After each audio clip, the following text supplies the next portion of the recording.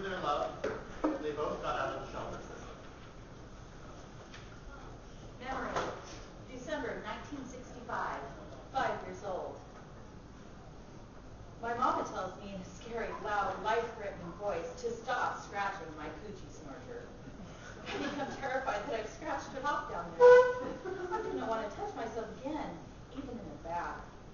I'm afraid of the water getting in and filling me up, so I explode. I put Band-Aids over my Coochi to cover the hole, but they fall off in the water. I imagine a stopper, a bathtub plug up there to prevent things from entering me. I sleep with 3 pairs of happy heart pattern cotton underpants underneath my snap-up pajamas. I still want to touch myself sometimes, but I don't. Memory, 7 years old. Edgar Montaigne, who is 10, gets angry at me and punches me with all his might between my legs. It feels like he breaks my entire self. I limp home. I can't pee. My mama asks me what's wrong with my Coochi Snorcher, and when I tell her what Edgar did to me, she yells at me and says she'd never to let anyone touch me down there again. I try to explain that he didn't touch it, Mama. He punched it. Memory, 9 years old. I play on the bed, bouncing and falling, and impale my Coochi Snorcher on the bedpost. I make high-pitched screaming noises that come straight from my Coochi Snorcher's mouth.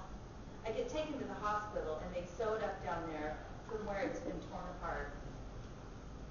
Memory, 10 years old. I'm at my father's house, and he's having a party upstairs. Everyone's drinking. I'm playing alone in the basement, and I'm trying on my new cotton white bra and panties that my father's girlfriend gave me.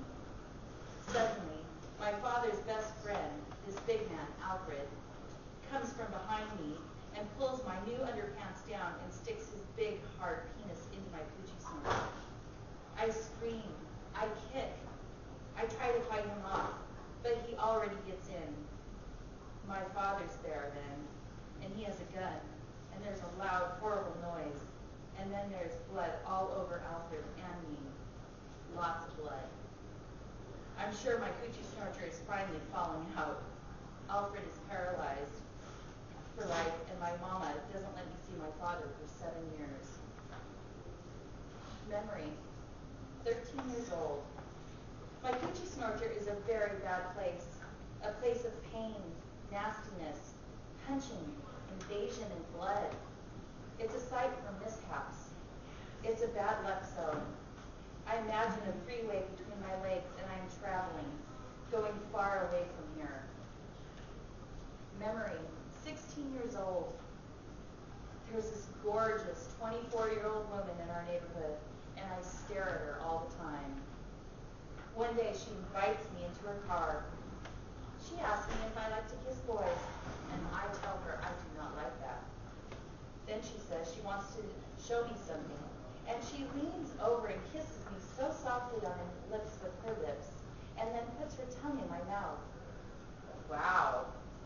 She asks me if I want to come over to her house, and then she kisses me again and tells me to relax, to feel it, to let her tongue feel it. She asks my mama if I can spend the night, and my mother's delighted that such a beautiful, successful woman has taken an interest in me. I'm scared, and I can't wait. Her apartment's fantastic. She's got it hooked up. It's the 70s, the beads, the fluffy pillows, the mood lights. I decide right there and then that I want to be a secretary like her when I grow up. She makes a vodka for herself, and then she asks what I want to drink. I say the same as she's drinking, and she says she doesn't think my mama would like me drinking vodka. I say she probably wouldn't like me kissing girls either, and the pretty lady makes me a drink. Then she changes into this chocolate satin teddy. She's so beautiful. I always thought bull takers were ugly. I say, you look great, and she says, so do you. I say, but I only have this white cotton bra and underpants. Then she dresses me slowly in another satin teddy. It's lavender, like the first soft days of spring. The alcohol has gone in my head, and I'm over her bed of a naked black woman with a huge afro. She gently and slowly lays me out on the bed, and just our bodies rubbing makes me come. Then she does everything to me and my Coochi Snorcher that I always thought was nasty before. And wow, I'm so hot, so wild. She says, your vagina, untouched by man, smells so nice, so fresh. I wish I could keep it that way forever. I get crazy wild, and then the phone rings, and of course it's my mama. I'm sure she knows. She catches me at everything. I'm breathing so heavy, and I try to act normal when I get to the phone, and she asks me, what's wrong with you? Have you been running? I say, no, Mama, exercising. Then she tells the beautiful secretary to make sure I'm not around any boys, and the lady tells her, trust me, there's no boys around here.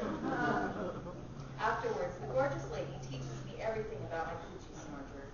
She makes me play with myself in front of her and teaches me all the different ways to give myself pleasure. She's very thorough. She tells me to always know how to give myself pleasure, so I'll never rely on a man. In the morning, I am worried that I've become butch because I'm so in love with her. She laughs, but I never see her again. I realized later she was my surprising, unexpected, and politically incorrect salvation. She transformed my sorry-ass Coochi Snorcher and raised it into a